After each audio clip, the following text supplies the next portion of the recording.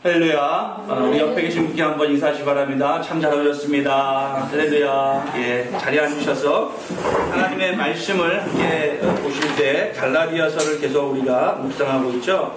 오늘은 갈라디아서 3장 15절부터 29절까지의 말씀을 함께 봉독하겠습니다. 갈라디아서 15절, 3장 15절부터 함께 보겠습니다.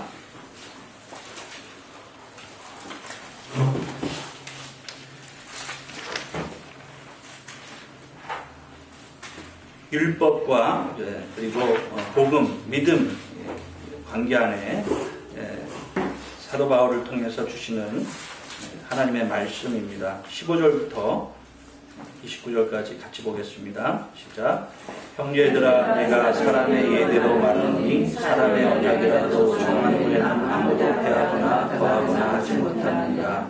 이 약속들은 아브라함과 그 자손에게 말씀하시는데 여럿을 가리켜 그 자손들이라 하지 아니하시고 오직 한 사람을 가리켜 내 자손이라 하시니 곧 그리스도라. 내가 이것을 말하노니 하나님께서 미리 정하신 언약을 430년 후에 생긴 율법이 폐기하지 못하고 그 약속을 헛되게 하지 못하리라. 만일 그 율법이 율법에서 난 것이면 약속에서 난 것이 아니니라. 그러나 하나님이 약속으로 말미암아 아브라함에게 주신 것이라.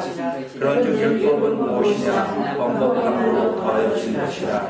천사들을 통하여 한 중보자의 손으로 베푸신 것인데 약속하신 자손이 오시기까지 있을 것이라. 그 중보자는 한편만 위한 자리가 아니하나 하나님은 한 분이시니라. 그러면 율법이 하나님의 약속들과 반대되는 것이냐? 결코 그럴 수 없느니라. 만일 능히 살게 하는 율법을 주셨더라면 의가 반드시 율법으로 말미암았으리라. 그러나 성경이 모든 것을 죄악에 가두었으니 이는 예수 그리스도를 믿음으로 말미암는 약속을 받는 자들에게 주려 하느니라. 믿음이 오기 전에 우리는 율법 아래 매인되고 계시될 믿음의 때까지 갇혔느니라. 이같이 율법이 우리를 그리스도께로 인도하는 초등교사가 되어 우리로 하여금 믿음으로 말미암아 의롭다함을 얻게 하려 합니다. 믿음이 오는 후는 우리가 초등교사 아래 있지 아니하도다. 너희가 다 믿음으로 말미암아 그리스도 예수 안에서 하나님의 아들이 되었으니 누구든지 그리스도와 합하기 위하여 세례를 받은 자는 그리스도로 곧 입었느니라. 너희는 유대인이나 헬라인이나 종이나 자유인이나 남자나 여자나 다 그리스도 예수 안에서 하나입니다. 너희가 그리스도의 것이면 곧 아브라함의 자손이요 약속대로 율법을 이을 자니라. 아멘. 언뜻 보기는 반복되는 그런 말씀도 많이 있고요. 그리고 거기에 강조되는 그런 단어가 나오면서 바울이 지금 무엇을 이야기하고 있는가 우리가 살펴볼 때 중요한 단어가 약속이라는 단어를 우리가 기억해야 됩니다. 이 약속에 따라서 얻을 기업을 얻을 자들이 바로 그리스도인들이라는 거죠. 이 약속은 누구의 약속인가? 하나님의 약속입니다. 사람도 약속을 하면은 지키는 것이 법도인데 하물며 신실하신 하나님께서 약속하신 것을 분명히 지킬 것이라는 것을 강조하고 있어서 계속해서 언약이라는 말, 약속이라는 말이 반복되어서 나오는 것을 우리가 볼 수가 있습니다.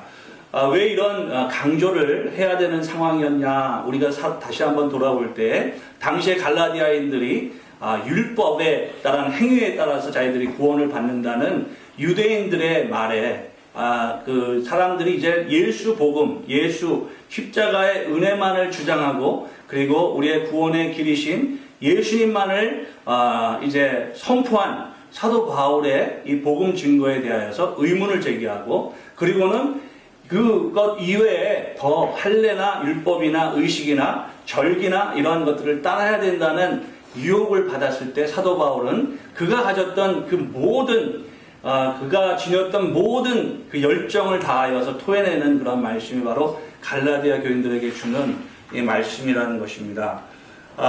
이솝과의 그런 이야기가 있어서 제가 한번 본을 따보았습니다. 까마귀가 하루는 공작의 아름다움을 보고는 매우 부러워했습니다. 틈만 나면 공작의 몸에서 떨어진 깃털을 하나둘 모아서 놓습니다. 그리고 그것이 자기 몸에 이제 붙입니다. 엉성해 보이지만 나름대로는 공작 같아 보였습니다. 그래서 이제는 자신이 있어서 공작들도 무리 속에 자기가 딱 들어갑니다.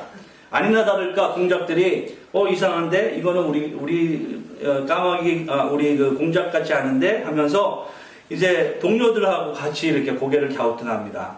그런데 이 까마귀가 뭐 그냥 있으나 마나 상관없기 때문에 그냥 두었죠. 그 까마귀는 더 자신이 있게 됩니다. 그리고는 이제는 까마귀가 동료 까마귀들에게 가서 자기 미모를 뽐내면서 이렇게 얘기했다는 것이죠. 나는 이렇게 아름다운 깃털을 갖고 있는데 너희들은 정말 까맣기만 하고 참 못생겼구나. 그래서 다른 까마귀들이 기분이 나빴어요. 사실이 그러했기에 그런데 까마귀들은 아무 말도 못하고 그냥 참고 있었습니다. 어느 날 비가 내리기 시작했습니다. 비를 맞자 이 변장한 까마귀 깃털이 어떻게 됩니까? 하나둘 떨어져고 그리고 벗어지게 됩니다. 순식간에 몽땅 비에 흘러내리고 이제 변장한 까마귀의 깃털이 완전히 다 사라지게 되었습니다.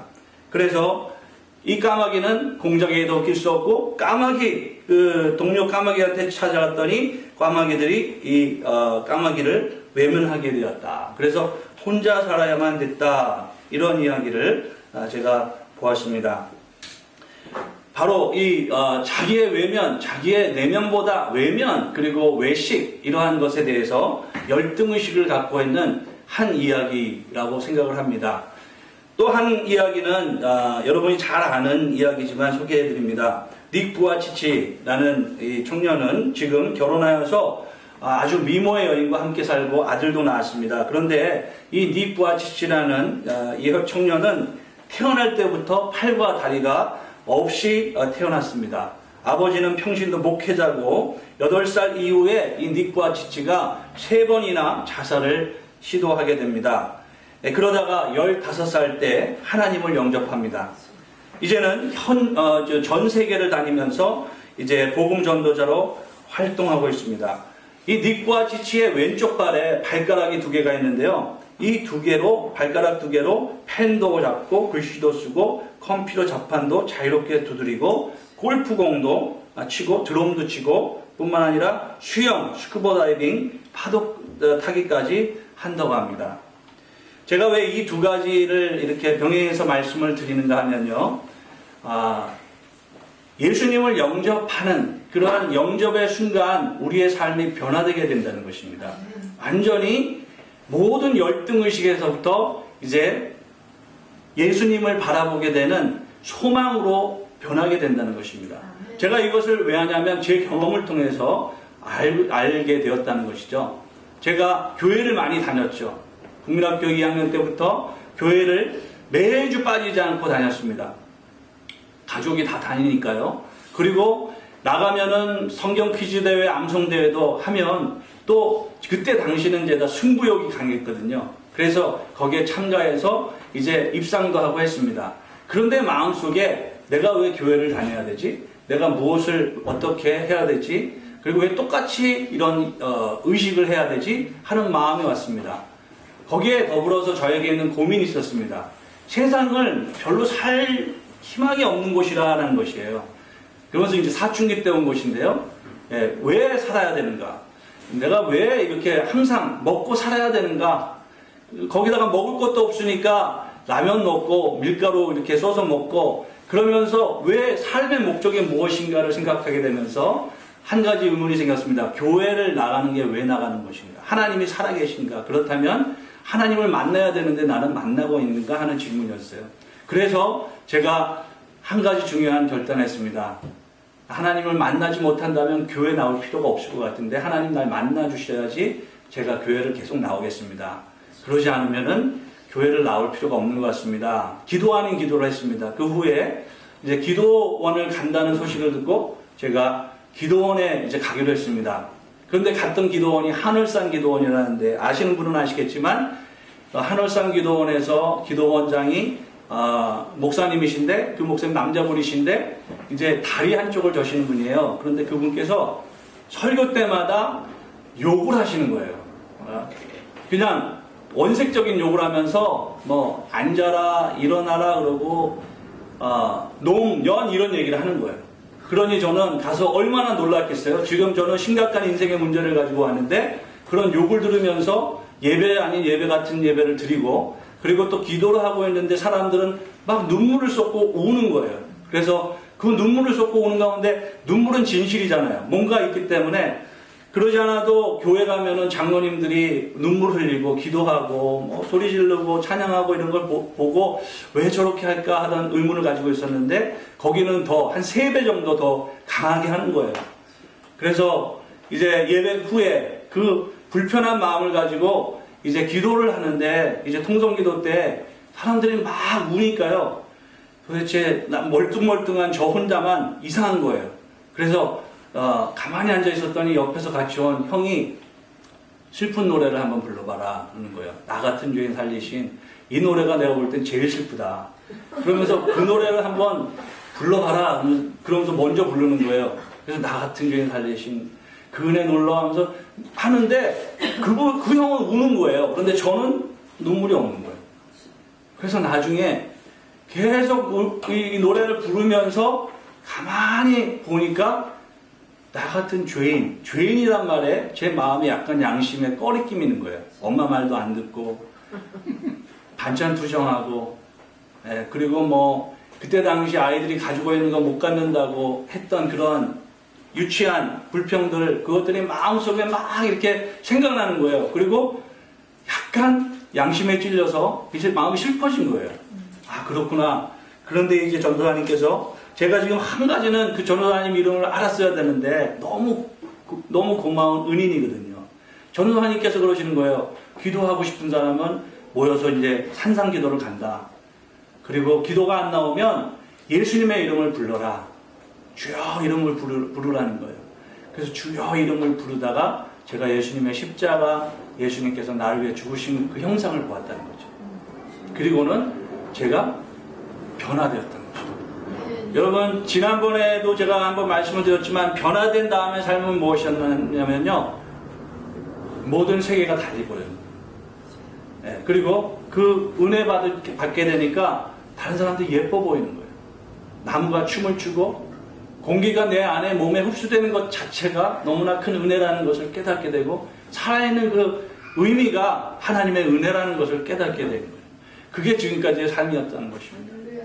그 이후에 제가 이제 24살에는 신학교를 가게 되고 34살에는 제가 안수를 받았거든요. 44살엔 교회를 개척하고 34살 때 안수 받기 전에 아내가 그런 말을 했어요. 아직 받지 않으면 안 되냐고. 그러니까 목사 되기 아직 조금 부족한 거 아닌가 그런 얘기 같았어요. 그래서 저는 기억하는데 오늘 제가 확인하려고 아내한테 얘기했더니 그런 얘기 한 적 없는데 그러더라고요. 그래서 제가 분명히 기억하는데 그랬더니 딱 적당한 말 하는 거예요. 그럴만 하니까 말을 했겠지. 그래서 제가 볼 때 그럴만 하니까 그런 말을 했겠지 그런 생각이 드는 거예요. 좌충우돌하고 뭐 혈기왕성한 때니까 그랬겠죠. 그랬는데 제가 친구들한테 얘기를 했어요. 친구 전사님들한테 난 지금 때가 아닌 것 같다. 지금 내 모습은 안수를 받을 수 있는 준비가 안 됐다. 그랬더니 다 이렇게 한 10명이 저를 둘러싸더니 밥 먹으러 가자 그러더라고요. 그래서 밥 먹으러 갔는데 대학교 제가 다니는 웨스트민스터 옆에 있는 대학교 카페테리아에서 밥을 먹다가 제가 또 통곡을 하고 울었습니다. 내가 뭐길래 하나님의 부르심이 제가 24세 신학교를 가게 된 동기가 부르심이었거든요.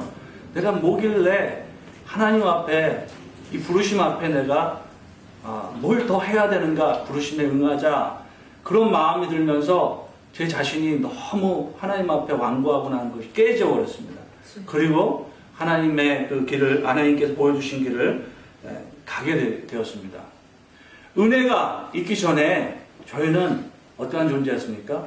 낙망하고 절망하고 수심에 가득 차고 죽을 수밖에 없는 죄인의 자리에서 구원이 어디에 있는지도 모르는 사람들이었다는 거죠. 그러나 하나님의 은혜로 말미암아 하나님께서 주신 믿음으로 말미암아 우리가 하나님 앞에 구원을 받은 생명의 삶을 살아가고 있다는 것을 믿으시기를 축복합니다. 네. 이 말씀이 어려운 것 같지만 바로 그 말씀입니다. 우리가 자격이 있어서 구원받은 것이 아니라는 거예요. 하나님이 주신 신분으로서 살아갈 수 있다는 것입니다. 그 신분이 바로 영접하는 자, 그 이름을 믿는 자들에게 하나님의 자녀가 되는 신분을 주셨다는 것입니다. 우리가 치장하지 않아도 예쁜 거예요. 하나님은 우리를 보실 때 너무 사랑스러우신 거예요. 다른 사람들이 우리 볼 때하고 다른 거예요. 하나님은 우리를 보시면서 내가 너를 지명하여 불렀고 너는 내 것이라. 분명히 이렇게 말씀하시고 그 약속을 따라서 하나님께서는 우리에게 좋은 것을 허락해 주신다는 것입니다. 때로는 그 좋은 것이 우리에게 보기에는 참으로 불편하고 힘들고 어려운 문제나 여러 가지 인생의 아픔이 될 수 있지만 그러나 그것이 허락되지 않았다면 우리에게 오지 않는다는 것입니다. 그것이 있음으로 인해서 우리가 더 주님을 바라보게 된다는 것이죠. 제가 요즘에 제 삶에서 지금 가장 힘든 때를 보내는 것 같아요. 왜냐하면 몸이 계속 골다공증인지 모르겠는데 아픈 거예요. 골병 든 거 아닌가 이런 생각이 들 정도로 뼈마디마다 다 아픈 거예요. 그런데 너무 감사한 거는요, 약하니까 주님 앞에 막 기어서 가게 되더라고요. 그 주님 앞에 기도하게 되더라고요.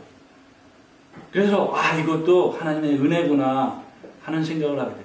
그러니까 저하고 이제 주로 엘리나하고 있는 시간이 많은데 제가 맨날 일어날 때마다 아이고 그러니까 엘리나가 아빠 왜 그래 도대체 왜 어디가 왜 그렇게 아파 이러는 거예요.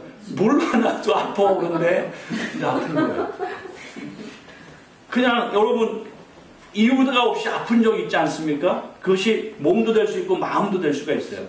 그런데 그게 어떻게 보면 하나님이 우리를 향한 부르심이 될 수가 있어요. 너 연약한 너 내가 있잖아. 나한테 오고 내가 너 알잖아. 나한테 말해. 라는 그러한 음성을 주신다는 것입니다. 우리가 복음을 받았다면 우리가 어떻게 살아야 되는가 그것이 이제 실천하는 부분입니다. 십자가 구원의 은혜도 좋고 사랑의 증거 다 좋습니다. 그런데 그래서 라는 질문이 있어야 된다는 거죠. 다음은 어떻게 살려고 아마 예수님을 모르는 사람이 우리가 전도하려고 그러면은 그래서 so what? 예수님이 죽었는데 나하고 무슨 상관인데 이렇게 얘기하고 그리고 그럼 내가 어떻게 살아가야 되는데 무엇을 해야 되는데 하는 질문이 당연히 따라오게 된다는 것입니다. 자, 그러면 거기에 대해서 생각을 한번 해보죠. 멀리 있는 우리를 화목케 하셨다는 것이 하나님의 말씀입니다. 전에 멀리 있던 우리를 예수 그리스도를 통하여 하나님과 화목케 하기 위해서 예수님을 십자가의 화목제물로 주셨다는 것입니다. 그것이 복음이라는 거예요. 예수님의 십자가의 은혜와 사랑이 우리를 위한 하나님의 사랑을 확증하셨다는 것입니다. 하나님의 사랑을 어떻게 확증하셨는가? 예수님을 주셨다는 거예요. 그 역사적인 사실로 십자가 구원의 소식을 전하는 것이 바로 복음이라는 것입니다. 지금 하나님과 멀리 떨어져 있는 상태, 그러나 그 누구도 가깝게 할 수 없는 우리의 존재를 하나님께서 가깝게 하실 수 있는 유일한 방법은 예수님을 보내주셨다는 것입니다. 십자가에 죽으셨다는 것입니다. 그리고 예수님께서 우리의 구원의 주가 되셨다는 것입니다. 그것을 믿음으로 구원받는다는 것입니다. 어떠한 행위나 어떠한 도덕이나 어떠한 윤리나 철학이나 사상 그 어떠한 것도 그 갈라진 하나님과의 간격을 메울 수가 없다는 것입니다. 그런데 그걸로 돌아가면 안 된다는 거예요. 그것이 바로 사도 바울이 이야기해주고 있다는 것입니다. 그리고 율법에 대해서 이제 말을 설명을 하면서 율법에 대한 어떤 예를 들면서 율법은 무엇인가 때로는 가르쳐주고 깨우쳐주고 혼돈해주는 몽학선생과 같다라고 얘기하고 있는 거죠. 몽학선생은 누구냐면은 초등학교 때부터 한 중학교 13살 때까지 이 시민들, 로마의 시민들에게 이제 자녀들이 있는 가정에 이 선생을 둡니다. 그러면 그 선생이 그 아이가 하는 것을 다 뒤를 따라다니면서 도와주고 한다는 것이죠. 그 몽학 선생같이 깨우쳐주고 때로는 책망도 할 수 있는 권위가 부모로부터 주어졌다는 것입니다. 복음 안에서 우리가 구원받고 하나님의 자녀가 됨으로 인하여서 이제는 그 몽학 선생의 것이 예수를 영접함으로 예수님의 이름과 구원을 영접한 자들에게는 무엇입니까? 예수님의 사랑과 예수님의 은혜와 예수님의 인격을 향한 사모함과 그 예수님을 닮아 나가고자 하는 것이 동시에 이루어지게 된다는 것입니다. 그러므로 이제 마치 초딩, 중딩, 고딩 이런 얘기 하잖아요, 여러분. 어린아이들 초딩 같은 질에서 중딩, 고딩, 그런데 대딩이란 말 있나요? 대딩? 대딩은 없죠.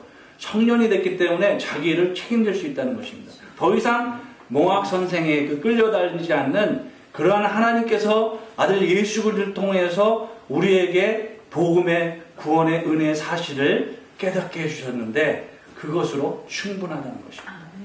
그런데 이 율법이 그럼 나쁜 것이냐? 그렇지 않다는 거죠. 율법은 우리를 누군지 알게 해주는 거예요. 바로 우리가 불가능한 사람이라는 것을 깨닫게 해주는 거예요.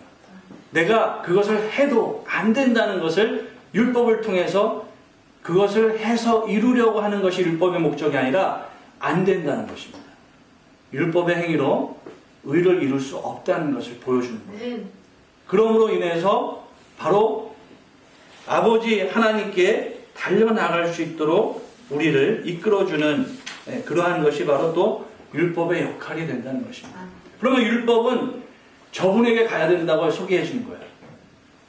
우리의 의로, 행동으로, 우리의 모든 어떠한 지식으로, 능력으로 안 된다는 것을 보여주면서 저분에게 가야 된다고. 저분만이 구원이시다. 저분께 생명이 있다. 그분이 이 모든 것을 완성하셨다. 내가 하지 못하는 것을 그분이 오셔서 우리 대신에 대속하여 십자가에서 죽으셨다. 그것을 믿어야 한다.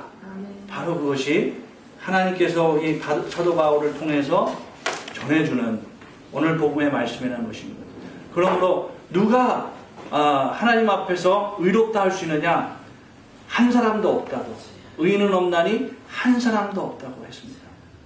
그러나 하나님께서 그러한 자리에 있는 저희들을 향해서 하나님의 아들 예수 그리스도를 이 땅에 보내주시고 십자가에 죽으신 주님의 보혈로 말미암아 우리가 더 이상 죄와 사망의 법에서 생명의 법으로 이제 옮기게 되었다는 것입니다. 그것을 깨닫기까지 사도 바울도 엄청난 시련이 있었기 때문에 로마서 7장에는 나는 곤고한 자라 이야기하고 있다는 거예요. 자기의 까마귀 같은 색깔을 실어서 하얘지려고 율법을 그렇게 지켰지만 그러나 나는 곤고하다는 거예요. 변할 수 없는 나의 모습 안에서 찾아오는 밀려드는 절망감은 어떻게 할 수가 없었기 때문에 율법을 더 지켜야 된다고 생각하고 예수님을 믿는 사람들을 핍박할 때 예수님께서 나타나시고 예수님께서 내가 나를 왜 이렇게 핍박하느냐? 그 핍박하는 대상이 누굽니까? 사실은 예수 믿는 사람이기도 하지만 자기 자신도 핍박하고 있는 거예요. 하나님이 구원의 은혜 가운데 예수 십자가 보혈로 정결케 하신 그 사건을 믿지 못하는 너 자신을 핍박하고 있구나. 내가 가시채를 차는 것과 같이 계속해서 그렇기 때문에 자기가 경험했던 그 세상을 경험했던 자기의 마음을 이야기할 때 갈라디아 사람들에게 3장 1절에서 무엇이라고 얘기합니까? 어리석은 사람들아 You foolish라고 얘기합니다. 어리석은 사람들이다. 그게 누구였습니까? 전에는 자기 자신이었다는 거예요. 그만큼 통감하고 그 사람들을 사랑하기 때문에 호통치듯이 하지만 결국에는 어리석은 사람들아 하는 사도 바울이 29절에서 무엇이라고 합니까? 너희가 그리스도의 것이면 곧 아브라함의 자손이요 약속대로 유업을 이을 자리라. 어리석은 자들아 이렇게 책망하고 그 사람들에게 호통을 치지만 그의 속마음은 무엇입니까? 이것을 알아야 된다는 것이죠. 그리스도 안에 있는 자들은 하나님의 유업을 이미 얻은 자잖아요. 하나님의 유업을 얻었습니다. 여러분께서 예수님을 믿음으로 하나님의 자녀가 되었습니다. 될 것입니다. 되었다는 거예요. 우리의 싸움은 성화의 싸움이죠. 더 주님의 장성한 분량까지 우리가 자라갈 수 있도록 싸우는 것입니다. 거기에 필요한 것이 무엇입니까? 우리가 전반적으로 살펴볼 때 난 왜 절망하고 있는가? 난 왜 나 자신을 자책하고 있는가? 난 왜 이 모양인가 하는 것이 율법을 통해서 여러분에게 호소할 수가 있어요. 그러나 거기에서 끝나는 게 아니라는 거예요. 그렇기 때문에 예수님이 오셨다는 거죠. 그렇기 때문에 예수님 앞에 나아갈 수 있다는 거죠. 그렇기 때문에 예수님의 초대에 응해야 된다는 것입니다. 율법의 강요에 따라서 우리가 경건한 생활을 하는 것이 아니라 복음의 초대 앞에 마음을 열게 될 때 구원의 은혜 안에 우리가 들어갈 수 있다는 것입니다. 아멘. 그러므로 여러분, 이 복음의 원리 우리가 돌아봐야 됩니다. 그리고 그래서 그 부분 속에 자기를 파묻고 정죄하거나 교만하거나 자고하거나 지쳐하지 말라는 거예요. 율법이 가리키는 믿음을 향해 걸어가라는 거죠. 아멘. 구원과 선행이 무엇이 먼저입니까? 우리는 구원이 먼저라고 답해야 돼요. 선행을 통해서 구원받는 것이 아니라 구원받았기 때문에 우리는 그 강교 안에서 살아갈 때 당연히 선행을 하게 된다는 그러한 논리가 된 것입니다. 구원이 필요한 죄인이라고 그래서 우리가 구원이 필요한 우리가 구원이 필요하다면 그러한 죄인이라고 그냥 익스큐즈 해버리면 또 안 된다는 것입니다. 복음 안에서 우리가 살아간다면 어떠한 것이 달라지는가? 늘 우리 안에 하나님의 형상이 회복될 수 있도록 하나님은 은혜를 주시고 있다는 것입니다. 그것을 제가 글에 여러분 써서 이제 읽을 수 있도록 시편 19편에 보면 낮이 낮에게 말하고 밤이 밤에게 지식을 전한다 라는 말씀이 기록되어 있습니다. 저는 이걸 보고 깜짝 놀랐어요. 왜냐하면 이 다윗은 하나님의 영광과 은혜와 창조의 신비를 막 몸으로 흡수하고 있는 거예요. 제가 미국에 와서 가고 싶은 곳이 두 군데가 있어요. 아직 못 갔는데요.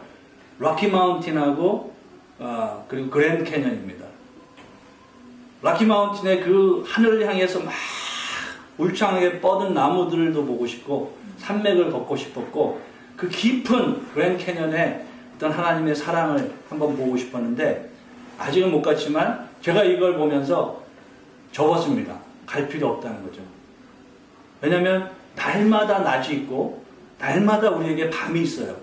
근데 이 다윗은 낮이 낮에게 말하고 밤이 밤에게 지식을 전한다. 19장 2절 10편을 보시면 그렇게 되어 있습니다. 그럼 무엇을 깨달았습니까? 내가 지금 있는 이 상황 안에서도 하나님은 계시다는 거예요. 그 장인어른의 10년 넘는 추적과 그 많은 적들 앞에서도 다윗이 내 영혼 평안해, 내 영혼 평안해 할 수 있었던 것은 낮과 밤을 주관하시는 하나님께서 낮의 해를 통하여 상치 않고 밤의 달을 통하여 해치 않는 하나님을 경험하고 있다는 거예요. 여러분 눈을 들어서 잠시 하늘을 보세요. 나가셔서 그 하늘을 광활하게 창조하신 하나님이 우리 아버지입니다. 아멘. 그리고 그분께서 자연을 통하여서 우리에게 말씀하신 것이 무엇입니까? 자연은 그 광엄한 하나님의 영광 앞에서 고개를 조아리고 겸손하고 순종하고 있어요. 근데 인생만이 하나님이 주신 자유의지를 역으로 사용하면서 하나님보다 높아지려고 했다는 것을 우리는 창세기 11장에서 볼 수 있습니다. 바벨탑 사건. 교만과 열등감의 차이는 큰 것이 아닙니다. 내가 중심이 될 때 교만하거나 열등합니다. 거기에서 넘어서서 우리 존재에 하나님의 아버지께서 주신 매그니파이하는 그 확실한 우리를 볼 수 있는 눈을 어떻게 열 수 있습니까? 성령께서. 그래서 성령께서 너희 안에 오셨고 너희에게 복음으로 들은 그 은혜를 너희가 왜 외면하느냐는 것입니다. 우리가 성령에 민감하고 하나님의 복음의 말씀 안에서 살아간다는 것이 축복입니다. 그것이 바로 세상을 바라볼 수 있는 세계관이, 또한 사람을 볼 수 있는 인생관이, 그리고 모든 것을 무엇이 가치 있는가를 보는 가치관이 어디서부터 시작됩니까? 하나님과의 연결된 관계 안에서 시작된다는 것입니다. 그것이 없으면 우리는 또 넘어지고 또 절망하고 또 슬퍼하고 또 아파하는 것입니다. 그런 것이 우리라는 것을 인정하고, 그러나 하나님의 궁극적인 나를 향한 사랑을 예수님을 통해서 이루신 구원의 축복의 초대 안에 우리가 늘 달려나가야 된다는 것입니다. 그 크신 하나님의 사랑을 우리가 이 시간 찬양하기 원합니다. 하나님의 사랑을 함께 찬양할 때 다 함께 일어나셔서 찬송가 함께 찬양하고 함께 기도하고 마치도록 하겠습니다.